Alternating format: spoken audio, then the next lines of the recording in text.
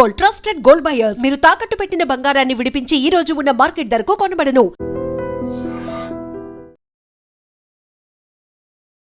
So present అయితే నిన్న CM గారు ఎక్కడైతే పర్యటించారో మనం అదే ప్రదేశంలో ఉన్నాము. సో ఏంటి సీఎంఏ వచ్చేంత ఎందుకు ఈ విధంగా జరిగింది అంటే ఈ కాలనీలో వాన వచ్చిందంటే మొత్తం ఇళ్లలోకి దాదాపు నడుములోతు నీళ్లు రావడం జరుగుతుంది. ఇక్కడ చుట్టుపక్కల హాస్టల్స్ ఉన్నాయి, ఫ్యామిలీస్ ఉండే వాళ్ళు ఉన్నారు. సీఎం రేవంత్ రెడ్డి గారు అయితే వచ్చి మొత్తం పరిశీలన చేసినాడు. అసలు ఎందుకు ఈ వరద వస్తుంది, ఏంటి ప్రాబ్లము, దీన్ని ఎలా చేస్తే ఈ ప్రాబ్లం మళ్ళీ ఇంకోసారి రాకుండా జరుగుతుంది అని చెప్పేసి అవన్నీ చూడడం జరిగింది. ఇక్కడ ఉన్న స్థానికులను కూడా అడిగి తెలుసుకుందాము. మరి ఇక్కడ ఎలాంటి పరిస్థితులు ఫేస్ చేస్తున్నారు, గత 4 ఏళ్లలో 10 ఏళ్లలో ఇంతవరకు ఈ రకంగా ఎప్పుడు వాన అయితే రాలేదు, ఈ రకంగా ఎప్పుడు ఇల్లు నిండలేదని చెప్తున్నారు. మరి ఇప్పుడు ఎలాంటి పరిస్థితులు ఉన్నాయో వారిని అడిగి తెలుసుకుందాము. ఎలాంటి ఏముంది, ఇప్పుడు వాన వచ్చింది కదా, సో ఇక్కడ వరకు అయితే నీళ్లు మొత్తం నిండిపోయాయని చెప్తున్నారు. సో ఒకసారి మీకు క్లియర్ గా చూపిస్తాను ఏంటి లోన ఎలాంటి పరిస్థితులు ఉన్నాయి అని చెప్పేసి. ఇంకా ఏంటి నిన్న ఎంతవరకు వచ్చినాయి నీళ్ళు? సిలిండర్ పై దాకా వచ్చినాయి. సిలిండర్ పై దాకా వచ్చినాయి అంటే దాదాపు సెకండ్ స్టెప్ వరకు వచ్చినాయి. సెల్ఫ్ అంటే ఒక 4 అడుగులు వచ్చేసినాయి. మొత్తం 2 మూటల్లో పెట్టి తోడేసాం. ఆ గడప దగ్గర నుంచి మొత్తం లోపలికి వచ్చేసి ఈ బియ్యం అంతా ఆగమైపోయినట్టే మొత్తం పనికిరావు అన్నీ ఆరేసి. ఏంటి మరి ఇన్ని ఏళ్లలో ఎప్పుడు వచ్చింది వరద ఈ రకంగా? మీరు వచ్చేప్పుడు మీరు ఇప్పుడు వచ్చినారు? వచ్చేంత ఒక 7-8 నెలలు అయింది. 7-8 నెలలు అవుతుంది. ఓకే. సో మీరు వచ్చిన తర్వాత మొన్న పడ్డ వర్షాలకే ఈ విధంగా వచ్చింది. అద్దెకి తీసుకున్నాము. తెలియదు మాకు, మరి నీళ్ళు ఎప్పుడైనా వస్తాయో రావో మాకైతే తెలియదు. మొత్తం 3 రూమ్లు వచ్చేసినాయి. 3 రూమ్లు లోపల మొత్తం నిండిపోయింది. నిన్ననే అంతా క్లీన్ చేసి నీళ్లు మోటార్ పెట్టి తీసి ఇంకా అన్ని సర్దుకున్నాం. మోటార్లు మీరు సపరేట్ గా పిలిపించుకొని తీసేద్దాం అనుకుంటున్నాం. ఇంకా ఏం చేస్తాం. హాస్టల్ నడిపిస్తున్నారని తెలుస్తుంది. మరి అది ఇదేనా, దానికి సంబంధించిందేనా? ఇది హాస్టల్ కాదు, ఆల్రెడీ వాళ్ళు ఓనర్లు వెళ్ళిపోతా మేము తీసుకున్నాం. ఓకే, ఇక్కడ ఓనర్లు వెళ్ళిపోతే మీరు తీసుకున్నారు. ఓకే, మరి ఎంతవరకు నష్టం జరిగి ఉండొచ్చు ఇప్పుడు మొత్తం మీద మీకు? దాదాపు ఈ బియ్యం కావచ్చు మొత్తం అవి కూడా పనికిరావు, ఏమన్నా చూద్దామని ఆరేసాము. సో ఇక్కడ ఆ మంచం మునిగిపోయిందా? ఆ మంచం దాదాపు మంచం దగ్గర వచ్చిందా? సో మీరు క్లియర్ గా చూడవచ్చు, ఇక్కడ ఆ బస్తాలు కూడా మొత్తం తడిసిపోయి మంచం పై దాకా ఆల్మోస్ట్ మంచం ఎడ్జ్ వరకు వచ్చిందని చెప్తున్నారు. ఇక్కడ మొత్తము ఇక్కడ ఎదురంగా హాస్టల్స్ ఉంది, వాళ్ళకి సంబంధించిన రైస్ ఇవన్నీ. ఓకే, సో ఇక్కడ హాస్టల్ కి సంబంధించిన రైస్ ఇవన్నీ ఉన్నాయి. సో అంటే ఫస్ట్ టైం మీరు ఇక్కడికి వచ్చిన తర్వాత ఈ వరద రావడం ఇక్కడ ఫస్ట్ టైం. మరి ఎట్లా, ఎప్పుడు క్లియర్ చేసినారు నీళ్లు, ఏంటి పరిస్థితి? రాత్రి 9కి పడింది వాన. 3 దాకా మోటార్లు పెట్టి బయటికి తీసి మార్నింగ్ 3 దాకా తోడుతూనే ఉన్నారు నీళ్ళన్ని.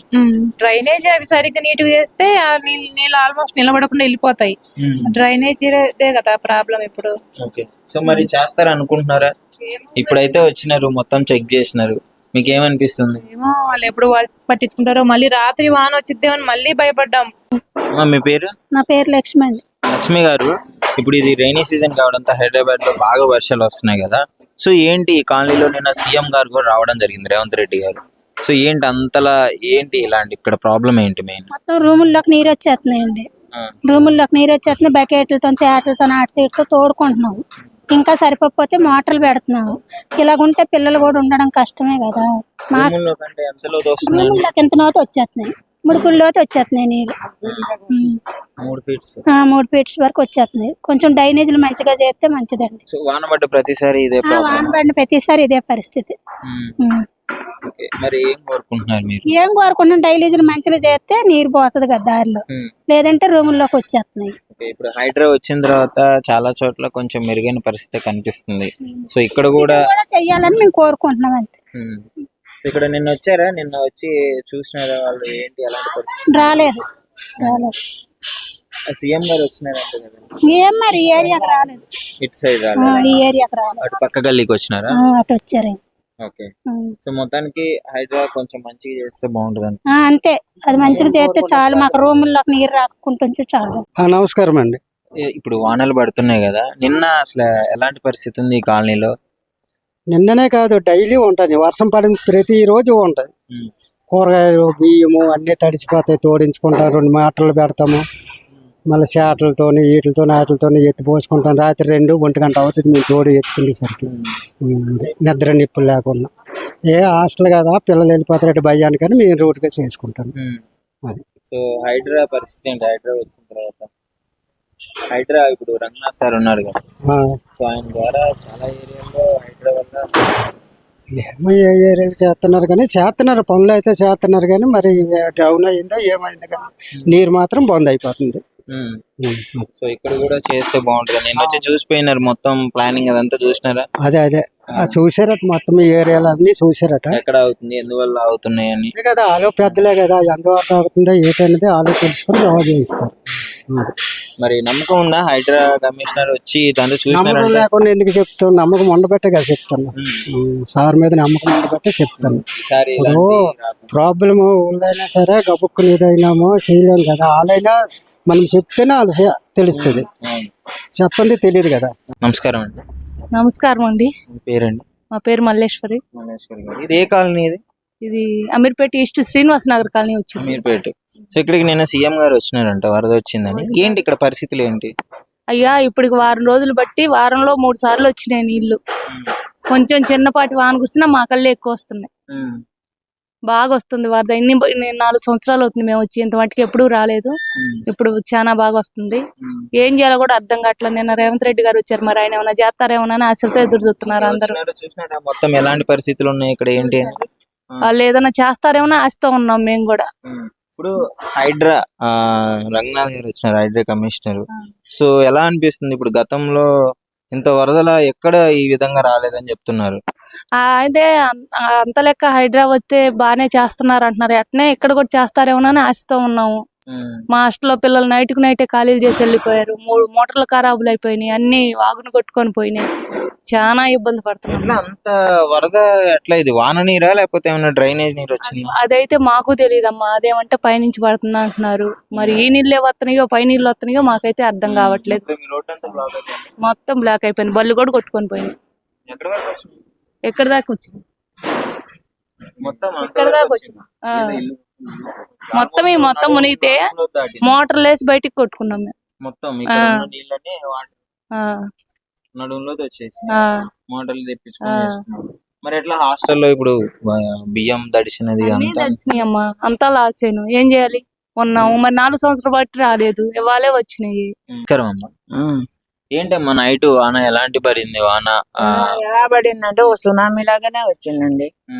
సునామీ అంటే ఇప్పుడు కృష్ణా గోదావరి సైడ్ వస్తాయి, కానీ మాకు హైదరాబాద్ లో సునామీ లాగే వచ్చేసింది. ఇళ్లలోకి వచ్చేసినాయి నీళ్ళన్నీ. ఇప్పుడు అదే అర్ధరాత్రిలో 12 గంటల్లో అయితే ఇంకా ఎంత చాలా ప్రాబ్లం అయిపోను. పిల్లలు గట్ట ఉన్న వాళ్ళు ఆ మంచాలతోటే వెళ్ళిపోతారు. ఏంటి అలా ప్రాణ నష్టం జరగకుండా కొంచెం పెందలకాడ వచ్చింది ఈ వాన. మరి అర్ధరాత్రిలో వస్తే ఏం పరిస్థితి మరి మాది చెప్పండి? ఏదో తిండి లేకపోతే భరించుతాము, ఏదో ఒక రోజు ఆఫ్ చేసుకుంటాం, కానీ నీళ్ళన్నీ పడుకునేటప్పుడు వచ్చేస్తే ఇంకా చాలా ప్రాణ నష్టమే అవుతుంది కదండి. నైట్ ఎంత లోతు వచ్చేయండి? చాలా లోతు వచ్చింది. ఎంత లోతు అనేది మనం చెప్పలేం కదా, అప్పుడు అంచనా వేసే టైం కూడా మునిగిపోయింది. ఇప్పుడు ఈ సగం దాకా అయిపోయింది. ఇక్కడ మీరు క్లియర్ గా చూస్తున్నారు కదా, ఇది ఇది లైన్ కనిపిస్తుంది ఇక్కడ మీకు. ఇక్కడ ఈ లైన్ కనిపిస్తుంది చూడండి, ఈ డోర్ కి ఈ లైన్, ఇక్కడ ఈ లైన్ కూడా కనిపిస్తుంది. అంటే ఇంత లోతు నీళ్ళు వచ్చినాయి. ఒకసారి లోన్కి చూపించండి. లోన్ చూడండి ఒకసారి ఎంత దారుణంగా ఉంది. ఇది మీరు ఉండే ఇల్లేనా? రెగ్యులర్ గా ఉండే ఇల్లు, కానీ ఎప్పటి నుంచో అసలు వాడనట్టే అనిపింది. అంటే అంత వరద వచ్చింది ఇక్కడికి లోన్కి. ఇక్కడ మీరు చూడొచ్చు క్లియర్ గా వాళ్ళ థింగ్స్ ఇవన్నీ బయటికి తీసుకెళ్లిపోయారు. ఇక్కడ బుక్స్ ఇదంతా మొత్తము. సో అన్ని సామాన్లన్నీ ఒక రూమ్ లో పెట్టేసినారు. ఇదంతా చాలా ఇబ్బంది పడుతున్నారు పాపం. చెప్పారు ఇవన్నీ బాగా చేపిస్తాము, ఇవన్నీ హైట్ చేపిస్తాము అని చెప్పారు. అన్నారు కానీ ప్రతి సంవత్సరం కూడా ఇలాగే ఇదే మొదలు. మరి చేస్తారో లేదో మాకు తెలియదు, కానీ వాళ్ళ మాట మీద మేము నమ్మకం ఉంది. ఏంటి కోట్లు ఇచ్చేయమంటలేదు. మొత్తానికి హైడ్రా కమిషనర్ మీద నమ్మకం ఉంది. ఒకటి రోడ్డు ప్రాబ్లం క్లియర్ చేస్తే వాటర్ ప్రాబ్లం మంచిగా ఉంటది అనుకుంటున్నాను. మంచిగా ఉంటది అనుకుంటున్నాం అంతే. నమస్కారం అండి. సార్, గత 50 సంవత్సరాల నుంచి ఇక్కడ బలకంపేట, బౌద్ధనగర్ మొత్తం ఇదంతా జల సమాధిలో ఉంది సార్. ఇప్పుడు డేరింగ్ డాషింగ్ మా రేవంత్ రెడ్డి సార్ వచ్చిండు. ఇది సనత్నగర్ కాన్స్టెన్సీ, కాంగ్రెస్ కాన్స్టెన్సీ అనాది నుంచి ఇది వాళ్ళది.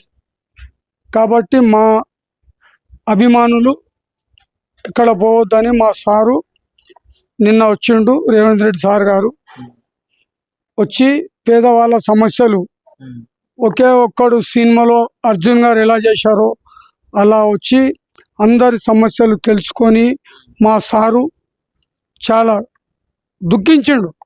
పేదవాళ్లకు నేనున్నాక ఇంత సమస్య వచ్చిందా అని.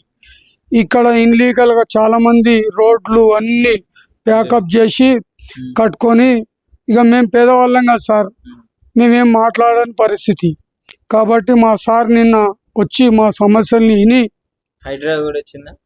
ఆ సార్ కూడా వచ్చిండు, రంగనాథ్ సార్ కూడా వచ్చిర్రు, పెద్దవాళ్ళందరూ వచ్చిర్రు. గతంలో నాళాలన్నీ పెద్ద నాళాలు ఉంటే ఇక్కడ నార్మల్ నాళ 6 ఫీట్లే. మైత్రివనం, ఇమాంగూడ, ఇసుఫ్గూడ, మైత్రివనం, మంజీరా కన్స్ట్రక్షన్ ఇవన్నీ ఒకప్పుడు చెరువులే సార్. గంగాబాయి ఇవన్నీ కూడా అంటే పేదవాళ్ళం కాబట్టి ఎటు పోని పరిస్థితిలో అక్కడక్కడ నివసించి ఏదో కాలం గడుపుకుంటున్నాం సార్. ఇప్పుడు ఒక్కొక్క ఇంట్లో 5-6 మంది ఫ్యామిలీ. కాబట్టి మేమేం చేస్తున్నామంటే సారు సపోర్ట్ వల్ల మనిషికి 30-40 గజాలే సార్ మాకు ఇచ్చింది.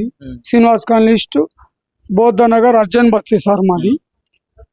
కాబట్టి సార్లు ఏమన్నారంటే అందరికీ ఇండ్లు ఇవ్వాలంటే కష్టం కదా అని వాళ్ళంతో ప్రయత్నం చేసి ఒకరికి ఒకరు మేమే ఒక్కొక్క రూపాయి పోగు చేసుకొని సార్ల పేరు చెప్పుకుంటూ అలా కట్టుకున్నాం సార్.